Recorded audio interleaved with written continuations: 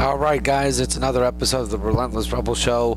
I am the Relentless Rebel. My voice doesn't sound right. I was at the Ole Miss Tulane game Saturday night, and the Ole Miss Rebels held on to defeat the Tulane Green Wave 27-13, and then now the Ole Miss Rebels improved their record to 1-1. But that's from college football Saturday. The point of this episode is to run down the scores from the first Sunday in the 2010 NFL football season.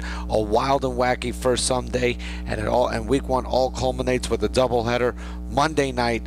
Baltimore and the Jets, followed by San Diego and Kansas City. But we'll get to that in a minute. Let's run down the scores. The Miami Dolphins today held on at the end to beat the Buffalo Bills 15-10.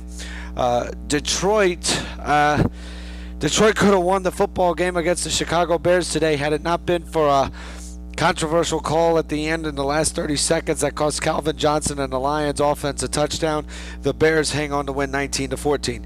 The Tennessee Titans, and with the help of their star running back, third-year man out of East Carolina, Chris Johnson, the Tennessee Titans beat the Oakland Raiders today 38-13. It was Jason Campbell's first game as an Oakland Raider.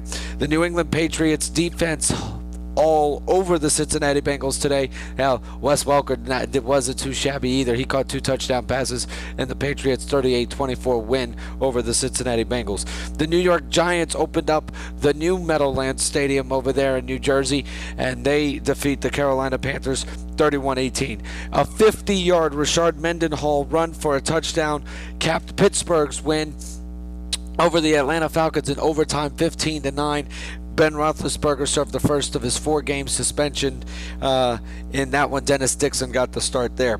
Tampa Bay and Cleveland, this was a back-and-forth contest, but in the end, it was the Tampa Bay Buccaneers beating Cleveland 17-14. The Jacksonville Jaguars spoiled Tim Tebow's cameo appearance and his debut for the Broncos as they defeat Denver 24-17. The Houston Texans and the Indianapolis Colts today. Peyton Manning throws for 433 yards and 3 touchdowns, but it was not enough. The Houston Texans used the run and Arian Foster's career day to beat the Colts 34-24. The Arizona Cardinals spoil St. Louis Rams rookie quarterback Sam Bradford's debut as they defeat the Rams 17-13. Derek Anderson was the quarterback for the Cardinals today, and we all know how that turned out for the Cardinals, and that also resulted in the release of Matt Leinart.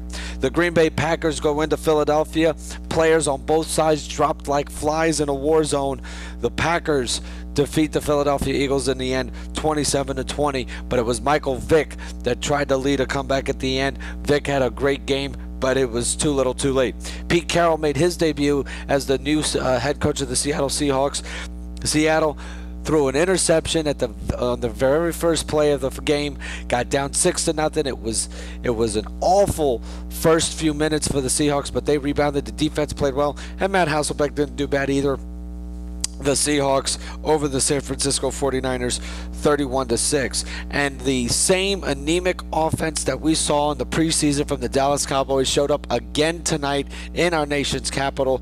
Donovan McNabb and Mike Shanahan make their debuts with the Washington Redskins, and they were successful tonight as the Redskins defeated the Dallas Cowboys by a score of 13-7. As I said earlier, Baltimore and the Jets in East Rutherford, New Jersey at the new Meadowlands Stadium. It's going to be Ray Lewis versus Rex Ryan. We know they've had choice words over the weekend, and that should make for an interesting contest. And then as soon as that game is over, it's a doubleheader tomorrow night as the San Diego Chargers and Phillip Rivers take the road trip to Kansas City to take on the Kansas City Chiefs. So far, it's been a very explosive, a very entertaining first full week of NFL football, and it culminates tomorrow night, Monday Night Football on ESPN. I'm the Relentless Rebel. This has been your NFL Week 1 recap. Join me throughout the week as I come back with more sports topics, more sports thoughts, and more sports opinions. For now, I'll see you down the road.